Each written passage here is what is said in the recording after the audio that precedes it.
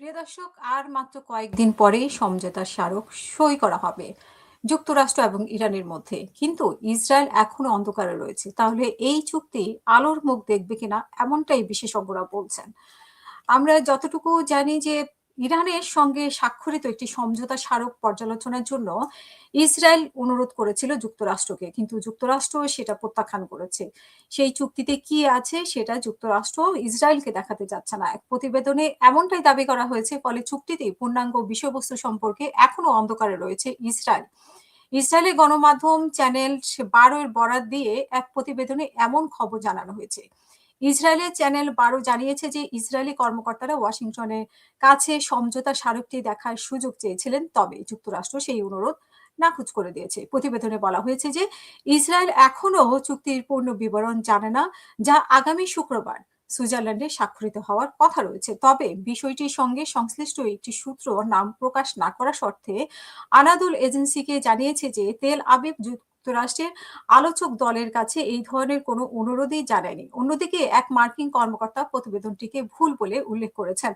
আলোচনার পুরো প্রক্রিয়া জুড়ে ওয়াশিংটন তার আঞ্চলিক অংশীদারের সঙ্গে, বিশেষ করে ইসরায়েলের সঙ্গে ঘনিষ্ঠ সমন্বয় বজায় রেখেছে। প্রতিবেদন অনুযায়ী মার্কিন প্রেসিডেন্ট ট্রাম্পের প্রতিশ্রুতি দিয়েছেন যে তিনি চুক্তিটির নথিটি প্রতিটি শব্দ পর্যালোচনা করবেন, তবে এর বিষয়বস্তু কবে জনসম্মুখে প্রকাশ করা হবে সে বিষয়ে তিনি কোনো সময়সীমা উল্লেখ করেননি। চ্যানেল 12 জানিয়েছে যে যুক্তরাষ্ট্র ইরানের সমঝোতা সম্পর্কে এখনো কোনো আনুষ্ঠানিক তথ্য প্রকাশ করা হয়নি। তবে ইরানি গণমাধ্যমে প্রতিবেদনে উদ্ধৃতি দিয়ে তারা দাবি করেছে যে স্মারকটিতে 14টি ধারা রয়েছে। ইরানি গণমাধ্যমে তথ্য মতে এইসব ধারার মধ্যে আছে দক্ষিণ লেবানন থেকে ইসরায়েলি সেনা প্রত্যাহার, হরমুজ প্রণালী থেকে নৌ চলাচলের উপরে আরোপিত বিধিনিষেধের প্রত্যাহার, ইরানের উপর থেকে নিষেধাজ্ঞা তুলে নেওয়া, জব্দকৃত ইরানি সম্পদ মুক্ত করা এবং যুক্তরাষ্ট্রের সমর্থনে ইরানের পুনর্গঠনের পরিকল্পনা বাস্তবায়ন করা।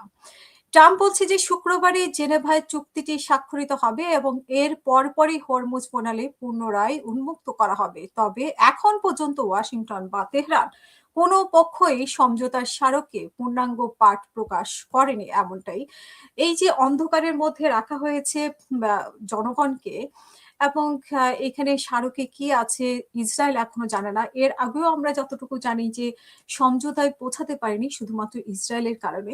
তো সেটা এবারও সম্ভব হবে কিনা ইসরায়েলকে অন্ধকারে রেখে, বা শর্তগুলো ইসরায়েল জানার পরে সেটা কতটা আলোর মুখ দেখবে সেটাও কিন্তু একটা বিশ্লেষণের বিষয়।